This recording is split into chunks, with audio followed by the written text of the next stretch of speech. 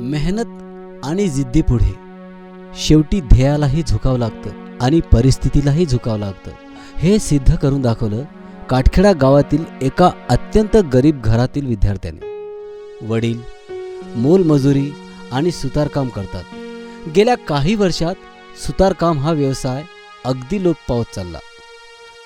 गरिबीच्या झळा सोसत आईसुद्धा मोलमजुरी करून आणि घरकाम करून लेकरांच्या शिक्षणाला हातभार लावते. गुंठाभर जमीन घरी नाही आणि एवढ्या महागाईच्या काळात लेकरांचं शिक्षण आणि घर चालवणं ही काय वेगळी सांगायची बाब नाही.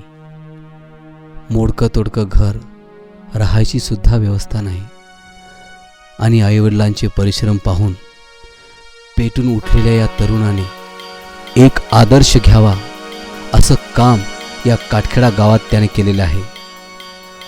12वी पर्यंतचे शिक्षण पूर्ण करून त्याने पोलीस भरतीचा निर्णय घेतला आणि आपल्या मित्रांसोबत माळ पठारामध्ये त्याने भरतीची तयारी चालू केली.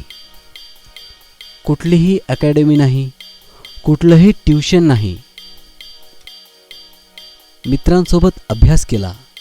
2-3 वर्ष सलग भरती देऊन तो अपयशी ठरला, पण तरीसुद्धा तो हारला नाही आणि शेवटी त्याने ध्येय गाठलं आणि आज इंडियन आर्मीमध्ये त्याची निवड झाली. हे कळताच काटखेडा गावचे सरपंच चिंतामण झोडगे यांनी त्याच्या घरी जाऊन त्याचं स्वागत केलं आणि त्याचा आदर्श गावातील प्रत्येक विद्यार्थ्याने घ्यावा असं आवाहन केलं. तर ओळख करून देतो रोहन रामभाऊ घावस.